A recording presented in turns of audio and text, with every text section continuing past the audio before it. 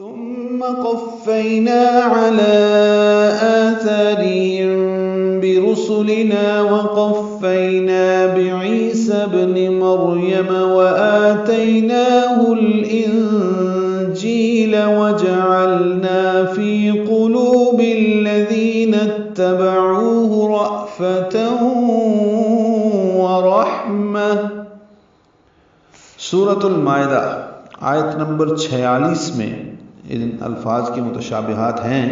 تو یہ دیکھ لیجئے۔ ثم میم مشدد پہ غنہ ہے، سا بالکل نرمی سے ادا ہوگا، زبان کی نوک سامنے کے دانتوں کے اندرونی کناروں سے لگائیں گے۔ قفینا اس آیت میں 2 مرتبہ ہے، آگے وقفینا آتا ہے، قوف پر ہے، فا سے ملانا ہے، فیعلین ہے، نا الف مد ہے، علی آثارہم عین وسط حلق سے ادا کریں گے، لام پر مد منفصل ہے، کھڑا زبر ہے، اور اس کے بعد دوسرے کلمے میں حمزہ آ رہا ہے۔ آثارہم آ مد بدل ہے، ثا مد اصلی الف مد ہے، 2 حرکات لمبا کریں گے، را باریک پڑھیں گے۔ ہم میں میم ساکن کے بعد با آنے کی وجہ سے اخفاء شفوی ہے، علی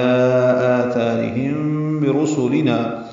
را پر پڑھیں گے، سین صفیر کی آواز سے پتلی آواز سے پڑھا جائے گا، لام باریک ہے، نا الف مد ہے، وقفینا دوبارہ آیا ہے، قوف پر ہے، بعیسی ابن مریم،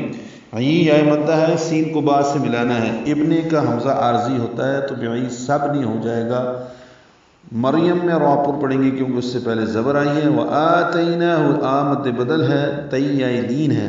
نا کھڑا زبر قائم مقام مد اصلی ہے، ہا اقصی حلق سے ادا کریں گے اور لام سے ملا دیں گے، وآتیناہ تھا وآتیناہ ہو گیا، انجیل، نون ساکن پہ اخفا ہے، آگے جیم آ رہا ہے حروف اخفا میں سے، اور جی میں یا مدہ ہے، 2 حرکات لمبا کرتے ہیں، لیکن اگر وقف کریں تو وآتیناہ الانجیل پھر مد عارض سکون بن جائے گی، ملا کر پڑھیں گے تو جی یا مدہ ہے، 2 حرکات لمبا کریں گے اور لام پر زبر پڑھیں گے۔ وجعلنا،